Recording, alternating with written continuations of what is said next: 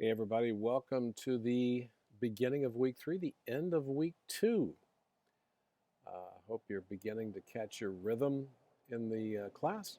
I just wanted to recap a few things from week 2 to make sure that you're ready for week 3.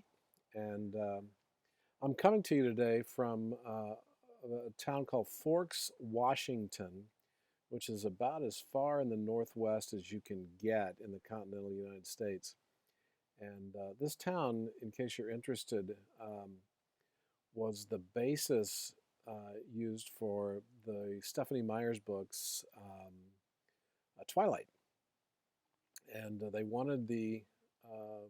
she wanted to write the books and have it based in the place, since it's about vampires, that gets the least amount of sunshine in the United States. And so the sun is out today, which is just crazy.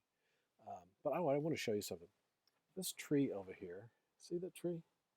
It's called a monkey puzzle tree. And it's the oddest looking tree, um, but you see quite a few of them around here. So anyway, that's not what I want to talk about. I want to talk about discussion forums. In week 2, we dug a little deeper into discussion forums. And part of what I have to do in this class is prepare you for what you may see in other classes. And so you're going to have some professors in other classes. First of all, never tell a professor in a future class that all of my prior professors never had me do that before. I can tell you they don't care. And it's equivalent to you telling your new boss, well, our old boss didn't make me do it that way. So do yourself a favor. Never tell a new professor, well, we've never done it that way before. That'll be a quick way to get you on a nasty list, okay? Um, but so there are going to be different professors who demand different things. You're going to have to find that out very quickly. There'll be some professors who are very, very strict on the rubric, who are going to require a minimum of 2 peer-reviewed articles for every single post, including initial and response. And so it'll be very clear and very needed for you to figure that out very quickly.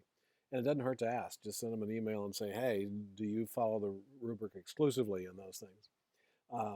And again, the professors are going to be different. Some are going to be more interested in substance. And so what I'm trying to do through this is get you used to a lot of different things so that whenever a professor in your given discipline makes a requirement, that you realize what they're talking about. Okay? So the first 2 weeks are more traditional in their approach to discussion forums. But as we begin week 3, I'm pivoting a bit to something where it's more dialogue between you and your fellow classmates. And so here in week 3, you're going to post your purpose statement that you're using in the paper. And your fellow classmates are going to respond to that and give you some suggestions, okay?